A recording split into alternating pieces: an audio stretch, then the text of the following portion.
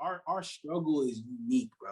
There's not a lot of people that can really connect with what we've gone through, what we've been through, and like figure it out. Like we was talking about, having strong emotions sometimes towards, the gang life still, and how it still has a grip on us, bro. And I thought it was, I thought there was something wrong with me for still having certain emotions like that. You know what I'm saying? Until I reached out to you, and it's like, no, bro, I feel that same thing sometimes. But I was talking about the struggles that us that we have coming out of the gang life, like being a part of a set, being a part of a brotherhood, and coming into the faith, coming into Christ, but still having those kind of emotional ties. It's different just coming off the street. Like if I was a D-boy, or if I was just in the street, had a couple homeboy, but when you have made a pledge, like you pledge your life to this set, to this brotherhood, there's a lot that come with it. You can't just detach yourself away from it like that, and you can suppress it, but you can't detach yourself away from it. There's still emotional ties that you got to it. Yeah. And so when you lose homies, there's still feelings of, and I'm gonna be honest, man, there's still feelings of retaliation. There's still feelings anger. Of like, bro, I want anger and rage. I want to get active. I want, you know what I'm saying? You still have these emotions you got to process and wrestle with. And it's, and for me, like forgiveness is not something that I'm a trait. Like you can't just do something like that, like take one of my homeboys or something like that, and then in the faith, and all of a sudden I'm a Christian and I forgive you. You know what I'm saying? Yeah, it doesn't work like that. You know what I'm saying? Man. It doesn't. And I feel, and this is the thing, bro. I feel like people expect it to work like that. They think that it works like that, bro. And I think that in the church sometimes, like people they don't really like look at the reality of how broken we can be sometimes, and the fact that it's okay to be that way. You know what I'm saying? Yes. It's like, bro, it's okay that I get angry and have a little emotion towards of losing a friend. You know what I'm saying? And all of that, like it's okay. There's nothing wrong with that. That's natural. You know what I'm saying? Like it's, especially from where I'm from, it's when you act on those things is when it become a problem. You know what I'm saying? But like, we got to be real with where we're at. I keep saying in the church, but in general, bro, like if you ain't even a Christian, like you got to be real with the reality of where you're at. If you hurting in the moment, allow yourself to hurt. If you feel some type of emotion, allow yourself to feel that emotion, because what you're doing is you're suppressing real feelings, and it's having an effect on your physical, on your mental. You know what I'm saying? Right. So it's like, bro, in order to walk in freedom, for me, I'm gonna say you gotta have Christ, but then there's another part of that also, is that you gotta have emotional freedom. You gotta be able to feel, be able to laugh, be able to cry, and not feel like you're weak for doing it. You know what I'm saying? Like be able to admit your weaknesses, admit your wrongs, you know what I'm saying, and accept that as a human being, because it's once you do that, you can really deal with this stuff. But if you're in denial, you know what I'm saying, you're walking around, oh, I don't need no therapy, I don't need no help, I don't need nobody, I don't man, that's not real, man, and you're hurting yourself.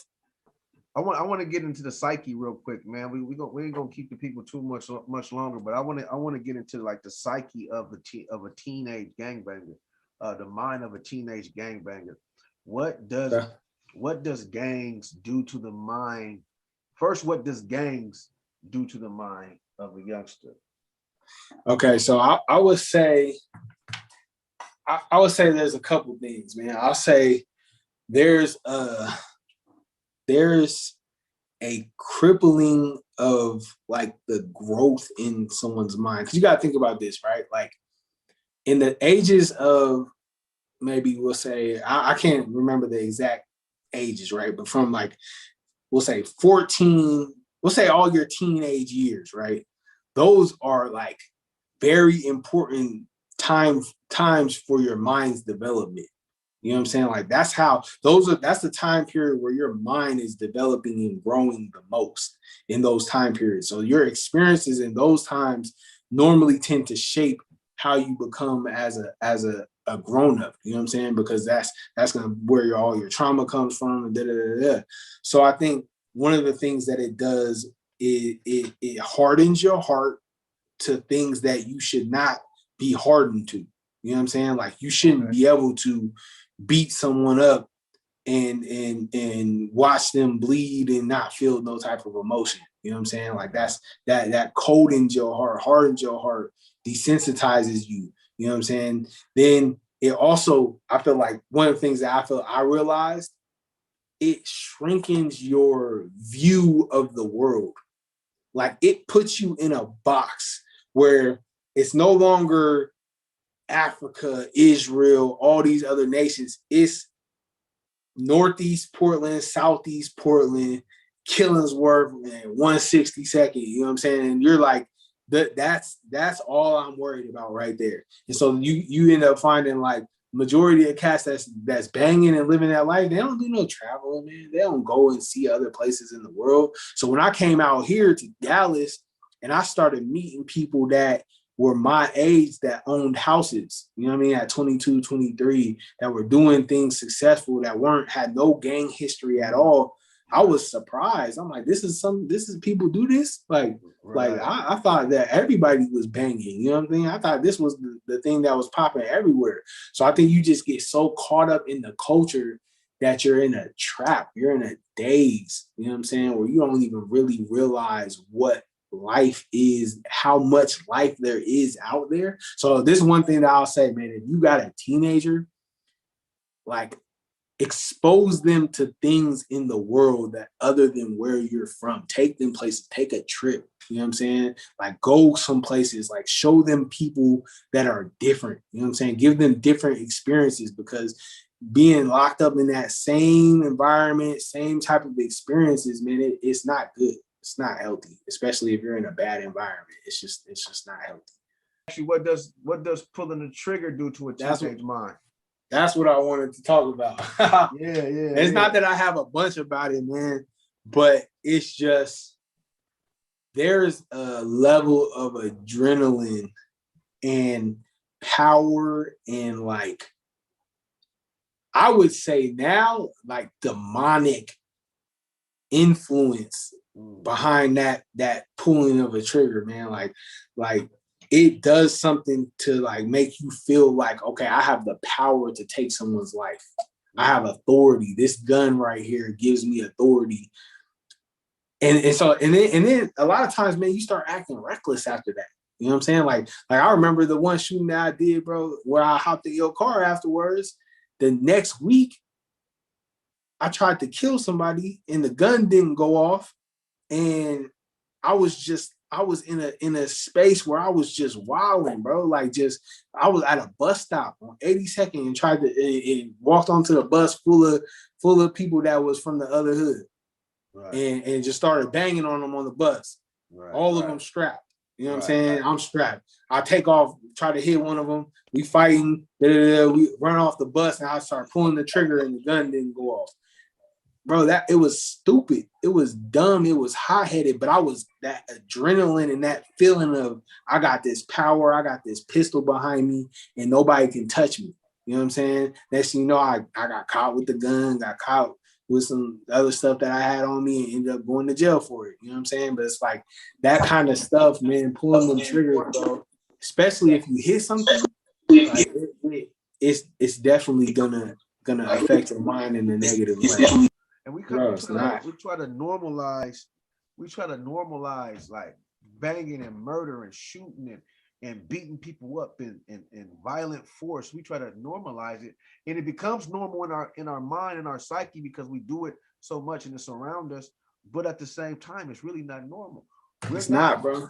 We're not created to kill, really. We don't have like those features that an animal has. We don't have sharp teeth.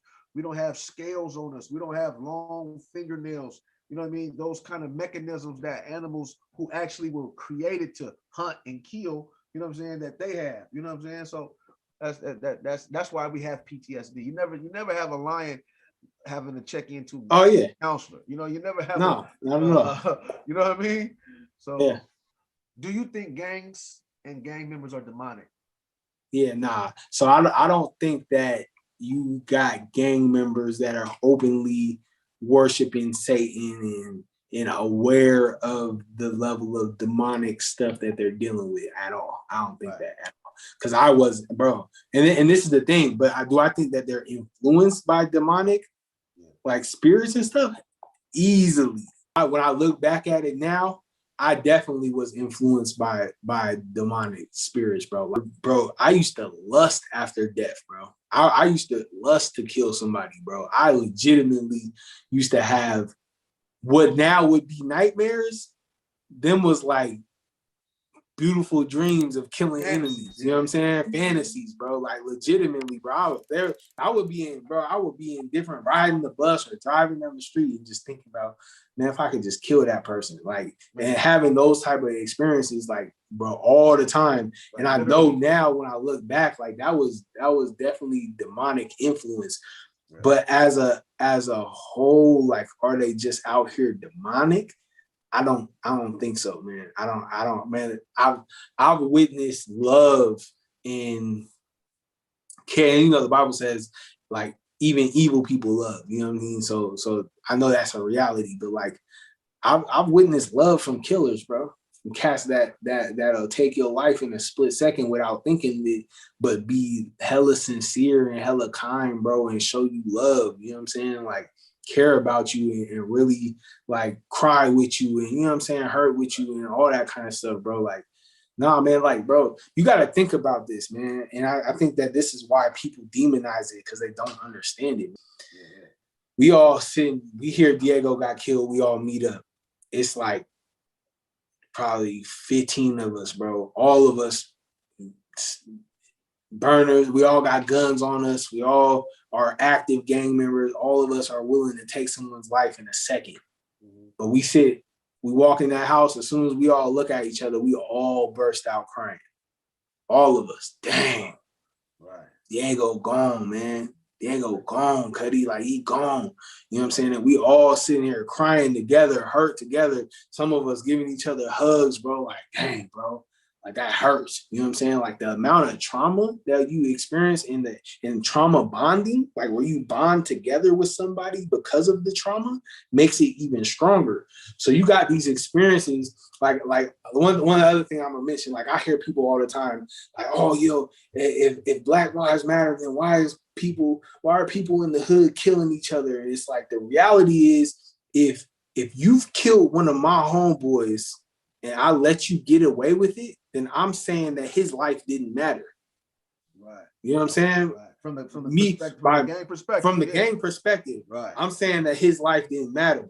So by me showing that my homeboy's life mattered is by me putting in the work, showing that he didn't die for no reason.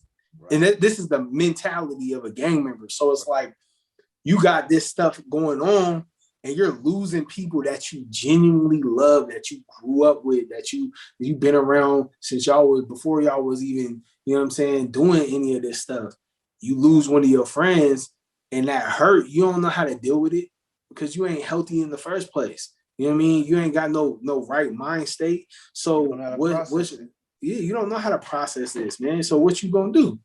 You're gonna grab that gun and you're gonna try to suit up. You know what I'm saying? You're gonna try to make something happen. And like that's just a reality. And it's an ugly cycle, it's an evil cycle, but it's not as demonic in a sense of like the reasoning isn't like I just want to kill anybody. Right. Like people like there's specific people that this is aimed towards. I'm not trying to go kill no civilian for no reason because I gangbang. Like, no, right. I want to kill the other side. Right. You know what I'm saying? I want to kill the people that brought me pain.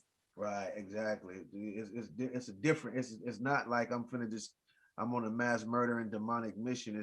It's trauma involved. It's trauma involved. Man. A lot of people don't get like going to funerals and seeing your homeboy who like you say who you rock with, like this is your brother, this is somebody you played your life with, y'all done survived together, y'all done rode together, and to see him put in the ground, what it does to a 16-year-old, a 17-year-old.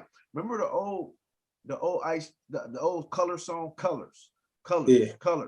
Remember they said, we don't die, we multiply, right? Right. And the reason why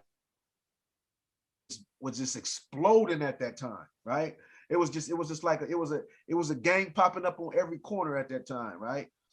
But what was happening was that at every funeral, and even when I got into it, at every funeral, after every funeral, you got 3, 4, 5 converts that's coming in to get little homies that's trying to get mixed, because they were affected by the death. They were affected either directly or indirectly. Maybe a cousin, maybe a brother, you know, maybe an older brother, somebody got killed, maybe an older cousin that got killed, an older uncle that got killed, and they know the hood a little bit because of Unc. They know the hood a little bit because of Big Bro, but now Big Bro dead, and they at the funeral, and the homies are embracing them, like, you know what I'm saying? And so you got 3, 4 after one death, after one funeral, after the funeral, you got 3, 4 young homies getting mixed. So we didn't die, we multiplied, right? And so the spread of gangs, you think that it would run people off, but what it did was it caused trauma to the young dudes, to our young minds. It made us harden our hearts, and it made us angry and mad because we didn't know how to process pain. We don't know what to do with pain because we were always taught, hey man, toughen it out, man. Stop being a punk, man. I don't want to see you crying, man. You know what I'm saying? And so there's trauma that we hold inside, and all we know how to do after that, it goes from hurt to anger. You know what I'm saying? It goes from I'm hurt, I can't even process the hurt. It goes to anger, and I want to hurt you.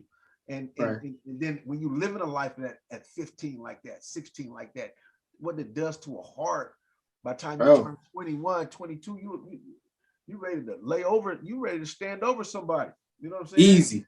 Bro, easy. And then like when you get to those 20s, you done been doing it so long that your name didn't carry weight. Like, bro, for me, you know what I'm saying? Like, I really started banging, like really taking it seriously around 16. Right. That's when it became like, okay, boom. One of my first like closest homeboys to me got killed when I was 17. Right. You know what I'm saying? And he was 14. He was 14 years old. So that's a little homie. You know what I'm saying? Right. There's a level of responsibility that I felt. You know what I'm saying? Where it's like, this is my little homie. Like, I remember thinking the day that I found out, like, man, would that have happened if I was with him? You know what I'm saying? Yeah. And then fast forward when the situation I was talking about earlier, right before I, you know, had that encounter with God, when the homie Diego got killed, like, I felt responsible because I felt like I was at that point, I think I was like 21, 22. I was like the big homie, you know what I'm saying? Like I was a reputable, like from the set, like I was definitely respected. I was definitely a high up rank from the set as one of the young homies, like for sure. Right. So I had all these young cats that was under me, that was rocking with me, that looked up to me, and then he get killed under my leadership. So now I'm responsible. I'm losing homies left and right because of this stuff. You know what I'm saying? And now the weight's on me, and it's like I gotta ride for him. You know what I'm saying? I gotta do something for him because he put his life down following me in a sense. I mean, I know he wasn't just following me; he was following all of us. But you know what I mean? That's how I viewed it. Right, man. That's powerful. That's powerful. Now to wind down with some biblical principles, what do you think it's going to take to reach? What do you think it takes to reach a gang member? I think the first foremost, it takes sincerity, bro. Sincerity. You gotta show them that you really care, that you're really willing to like love on somebody, bro. It does, bro. It takes time investment. It takes you really putting in the work and showing that you're a safe place. I think exposing them to different things that's not just church things, because sometimes church things can't be like, they're not really exciting as a young man. You know what I'm saying? It's like you're trying to take me to church to listen to this lady sing and cry and praise and worship. Like have gene, like if you're a man and you want to start reaching out to young gang members, man, find a young gang member, take them to a basketball game. Right. take them somewhere, you know what I'm saying, that he probably ain't never been before, and just have a fun experience with him and show him that you care, show him that you love him. And then ultimately, I don't even know why I'm going on all this other stuff. I fully believe that without Christ, gangs will never be transformed, right? Like that's for sure. That's solid on my point. But I think that if you want to start doing a work in the community, you got to start young. First off, you got to snag these young cats, these 13, 14-year-olds that are starting to be influenced by even younger than that, and start showing them different things, man. Start showing them that life can be more than what you think. You know what I mean? Because I didn't grow up having dreams like that. I didn't have a dream to be anything but maybe a rapper, maybe NBA. But other than that, it was banging. You know what I'm saying? Those were the paths. So you gotta show them something different. Like I think that there can be change. Change can be made to individuals just as a whole. It's hard for me to see that as someone that's been in it. You know what I'm saying? That knows the strongholds. I got cats that don't want to really be a part of it now that I talk to, but they just can't get out of it because it's too much that happened. It's like ain't no turning back for me. You know what I mean? So it's like, I can understand it too. I feel it. Somebody's just coming into the faith from gangs. What are the struggles that he's gonna struggle with? What are the struggles that he's gonna? Just a few of the struggles that he has to deal with that a lot of people might not have to deal with. Yeah. Man, I feel like having to deal with, I guess, the reality of some of your, okay, so one of the things that I struggle with the most from being a gang member and living my life dedicated to the hood and all that stuff, and then walking into a realm where now I'm expected to be a real man and to grow and all these kind of things. One of the things that I struggled with was my identity and like, do I have the potential to actually be a real man? Like, is there really good in my heart? You know what I'm saying? And I would say, bro, it's there. You know what I'm saying? You got to tap into it. You got to fight for it, but there's hope and there is a future for you, you know what I'm saying, in Christ and in this world that is going to be good, but you just got to press through the hard stuff. So the hard stuff, like, man, falling into sin, anger, you're going to still walk in that anger. You might even deal with some cats that are from your past. If you don't get out of the environment that you're in, you might have to back down from some fights. You might have to tell some people boldly, like, yo, I'm not doing this no more. Like, this ain't my life. You know what I mean?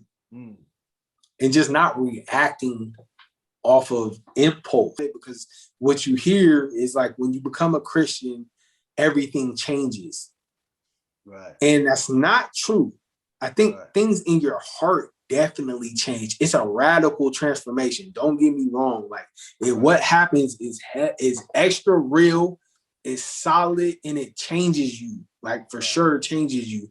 But then there's still things inside of you that you deal with that you gotta it's the sanctification process. You know what I'm saying? You gotta be sanctified. You're saved and you're changed, but now you gotta be sanctified. Now you gotta be made and you gotta start walking in the image of Christ. You know what I'm saying? Right. So like one of the things I dealt with, bro, I would go and play basketball out here in Texas. Oh, I would get into it with cats over this basketball. Right, and I catch myself like, what's happening, bro? Like let's fight. Like, let's get it in. Like, you got a disagreement with me, then let's scrap, bro. Cause I'm still about that life, bro. Like, don't get it twisted because I'm a Christian, think that I'm soft. And that's something else that you're gonna deal with. You're gonna deal with cats that's gonna look at you like, oh man, you soft, you a Christian now, bro. It's not. It doesn't mean that you're soft because you're a Christian. Right. Get that all the way out of your head, bro. Right. All the way out your head. Ain't nothing sweet over here, man. Ain't nothing sweet over here, bro. I'm in the name of the Lord, I'm solid, right? I'm gonna walk with Christ. I'm gonna follow him. I'm gonna try my best to do my best. Right. But when you test me, I might not back down. You know what I'm saying? You might catch me on a day where I feel spirit led and God is enabling me to not move, but I don't know how many days you're gonna get. You know what I'm saying? Because at the end of the day, bro, it's still, the fight is still in me. I'm still a warrior, bro. I'm just a warrior for the kingdom. You know what I'm saying? So like, just dying to your flesh, bro. Then the struggle of sex, of women and lust. That's probably one of the heaviest, especially if you've been active sexually. Like the struggle is real from that transformation coming in as a believer, and then you know what I mean. I mean, as a gang member, then walking in as a believer and like trying to walk pure and trying to walk holy before God, it's tough because you're literally trained to look at everything walking.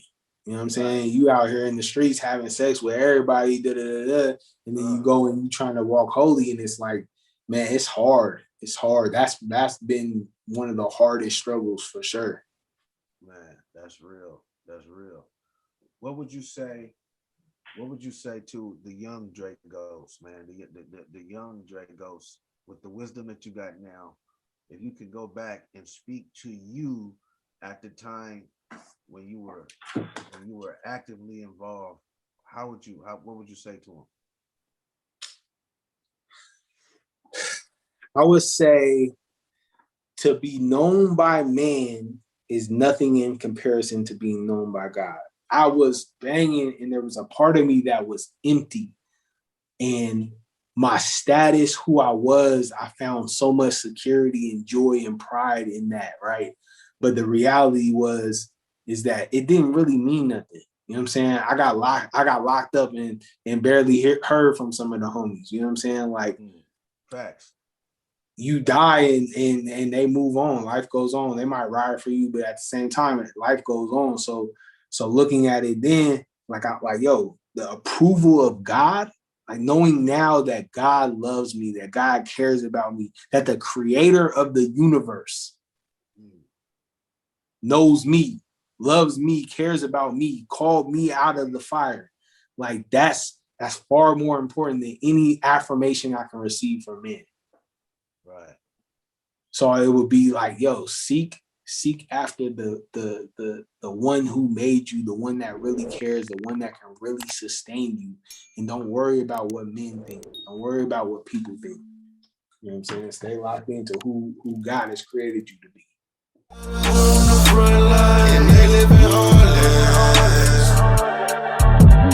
Watch out when they blow. Anybody's a target. You say you wait for revival, but it's time to start again. Take a look at the harvest, coming straight out of darkness. I was walking dead, tales from the crypt, till Jesus came, freed me, snatched me out of hell's grip. Big stick on the hip, right round with posts. 5 deep in the form, right round with snows. Was like I sold my soul, all for a bag. He paid the cost to be the boss. Christ brought it back. Now I'm a new creation.